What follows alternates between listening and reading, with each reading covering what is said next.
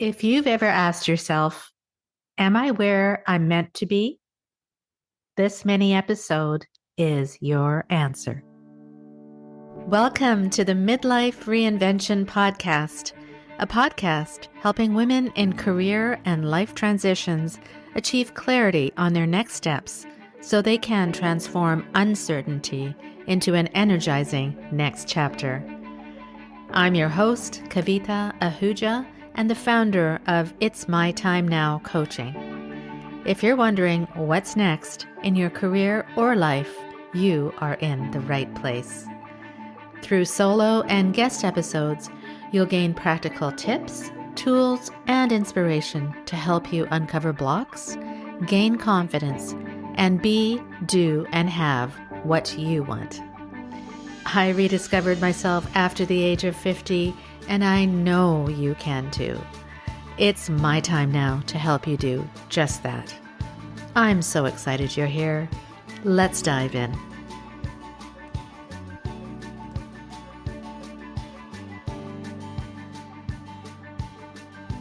Hello, and welcome to another mini episode of the Midlife Reinvention Podcast. I'm your host, Kavita Ahuja, career and life transitions coach and founder of It's My Time Now Coaching. I hope you're doing really well today, and thank you so much for being here. I've been overwhelmed with the birthday wishes and wonderful comments that have come my way as I shared episode 223 about my 59th birthday. I feel truly humbled and blessed to have you here and for this community of incredible people. As the candles glow a little brighter than last year, I've been thinking about what it really means to feel complete in midlife and how you can claim that feeling now, not someday. So give me the next few minutes and you'll walk away with 3 practices that turn reflection into forward momentum. You may not be sharing my exact number of candles, but you might be sharing the familiar question, am I where I'm meant to be? As I shared in Monday's podcast, this quote from the spiritual teacher Amuji really hit home for me. There is nothing that can come which will give you anything more than you already are.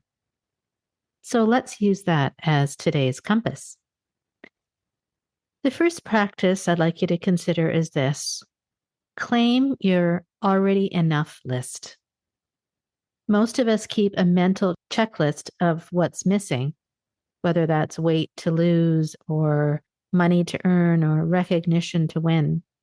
But I'd like you to flip the script. Grab a sheet of paper and list 5 ways you're already whole.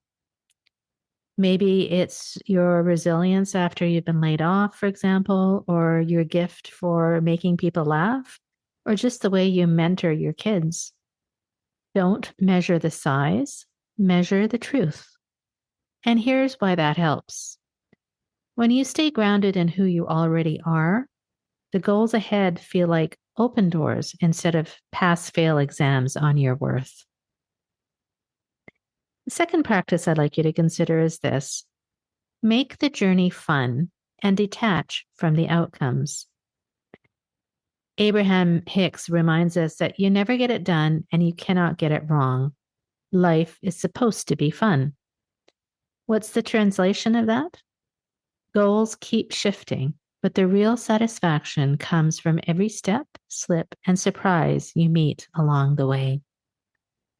So try this. Pick one goal that you're chasing. Perhaps it's a career transition or pivot that you're looking forward to, or a fitness milestone, for example. And for the next 7 days, track the enjoyment instead of progress. Keep a quick note whenever the work sparks joy, maybe during a brainstorming session or that sweaty push during a workout or cracking a tough lesson. Then at the end of the week, look back and ask yourself, did following the fun shift my vibe? Odds are that you're feeling lighter on your feet and the winds will start lining up behind all that good or anabolic energy. The third practice I'd like you to consider is to conduct a decade debrief. In my 50s, growth finally felt intentional, not accidental. And you deserve that clarity too. This weekend, carve out 30 minutes to map out each decade of your life from 0 to 10, 10 to 20, and so on. Under each, jot down the pivotal events, roles, and lessons that you've learned. Then answer 2 questions. Which experiences shaped the true me beyond titles and trophies? And the second question is, what parts of that wisdom do I want to amplify in my next chapter?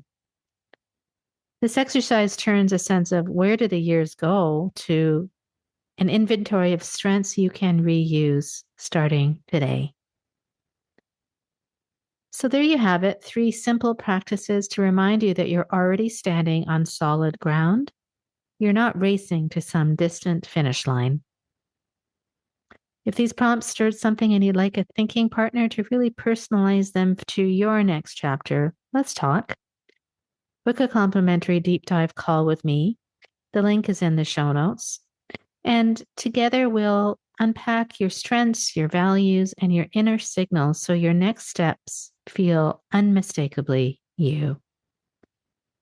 So thank you for sharing these birthday reflections with me. Try some of these exercises and see how they help you. I'd love to learn.